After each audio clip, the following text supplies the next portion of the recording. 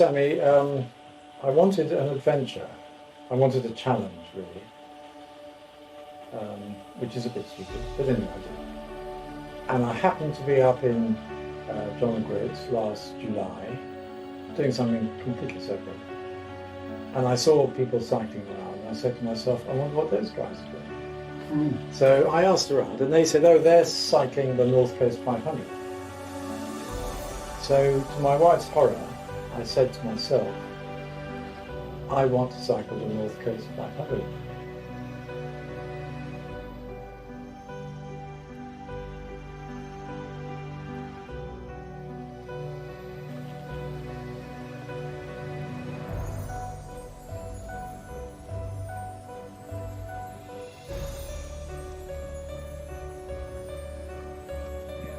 Yes.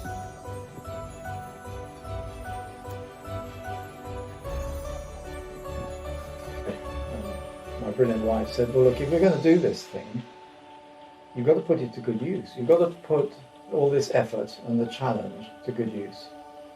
Raise some money. Well, I just happened to be concerned about the number of our serving and veteran men and women who actually do suffer from quite deep mental health, particularly post-traumatic stress issues. And I also knew of PTSD Resolution, which is a very good outfit. I think it's really good. Very low running costs, a very high percentage of monies raised go to the counsellors who do the actual work. And talking to men and women who've been under their care, it's very effective. So, to be short, I decided I'd do this ride and I will raise funds for PTSD Resolution.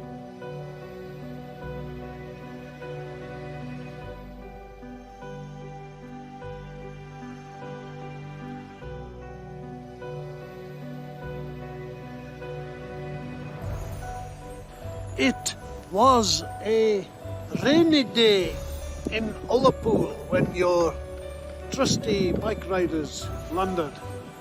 So anyway, I want to let you know something. It's very warm in a car for our support team. Very warm indeed. But poor Jonathan is absolutely sopping wet through, and we've just given him a change of clothing and got him into some dry clothes. And now we've just sent him off again into the wild. I was going to say blue yonder, but it's nae so blue today.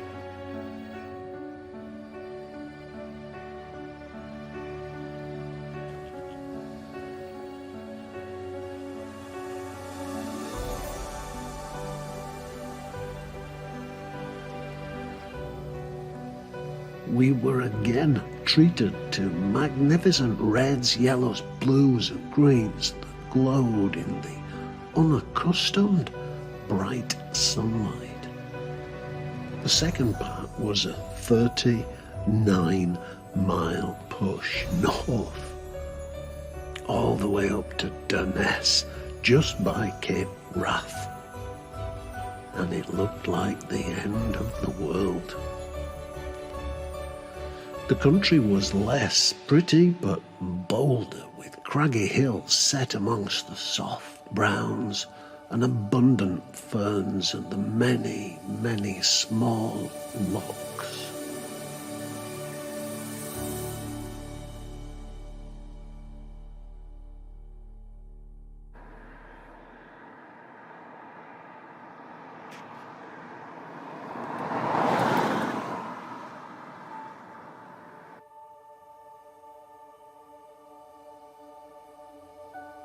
Of families who may well be feeling the same way that you felt, that are probably not even realising that PTSD Resolution could be there for them.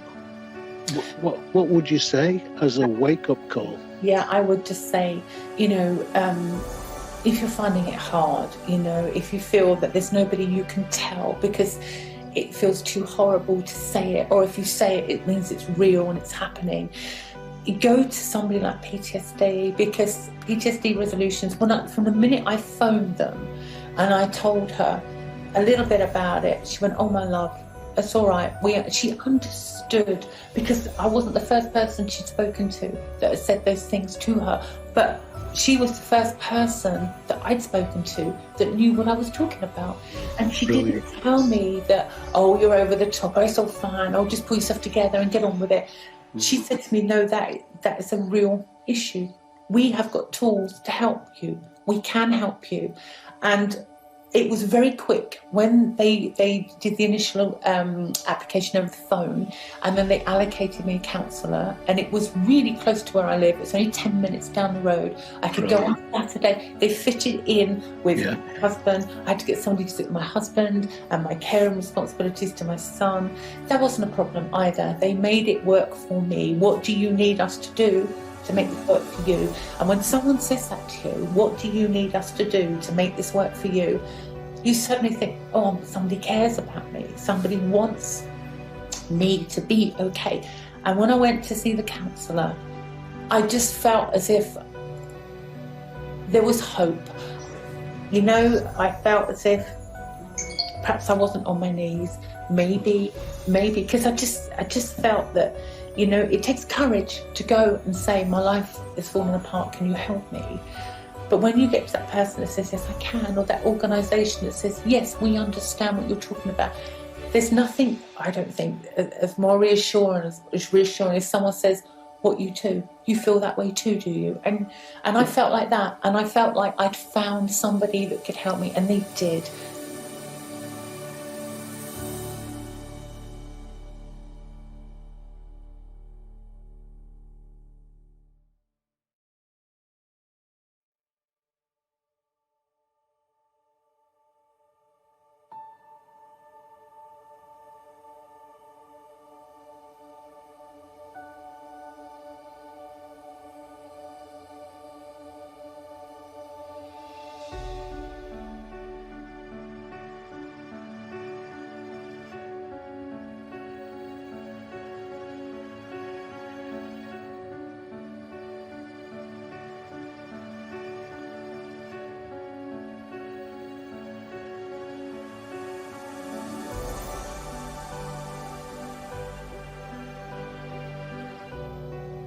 Bloke called Andrew Hawkins.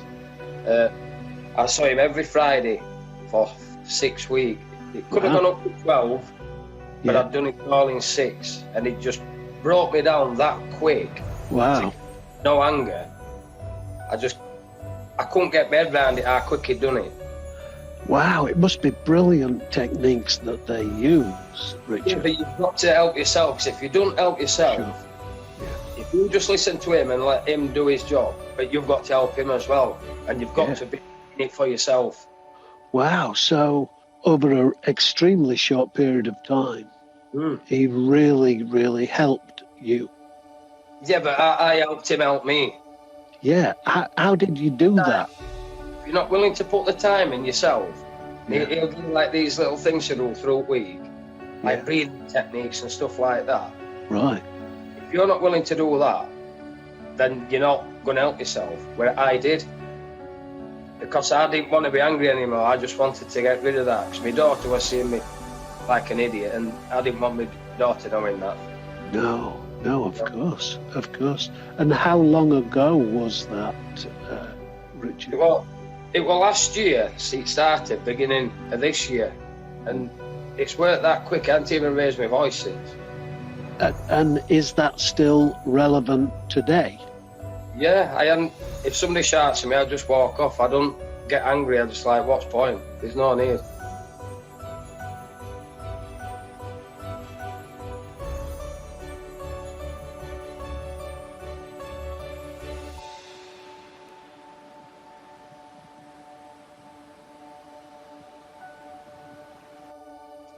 We offer free, prompt, local, brief, effective, private, one-to-one mental health treatment and support to all veterans, reservists and family members, in person and online and in prisons, without needing a diagnosis, without having to retell or relive their trauma, without having to wait more than a few days for an appointment, without having to travel too far, and without taking a long time. This short film will describe the referral process used by PTSD Resolution.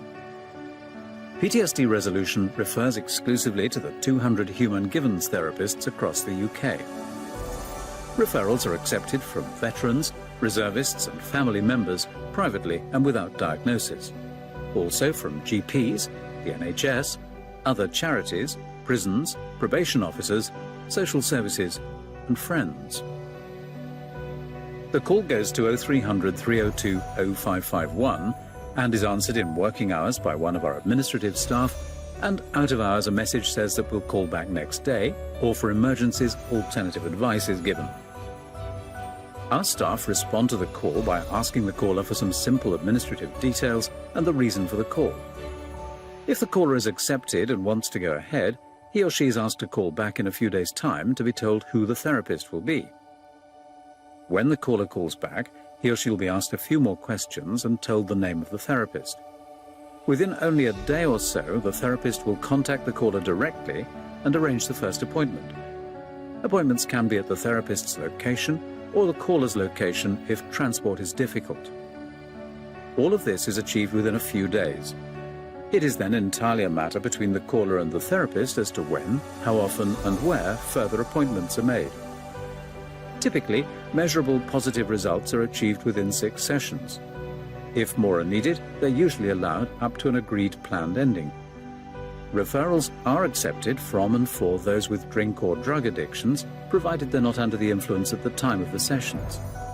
Referrals are accepted from veterans in prison, and sessions are held in prison. Referrals are accepted from family members, and joint sessions are held if thought useful. Referrals are followed up 3 to 6 months later. This service is free to the client and is unique in its speed, proximity, brevity, and effectiveness.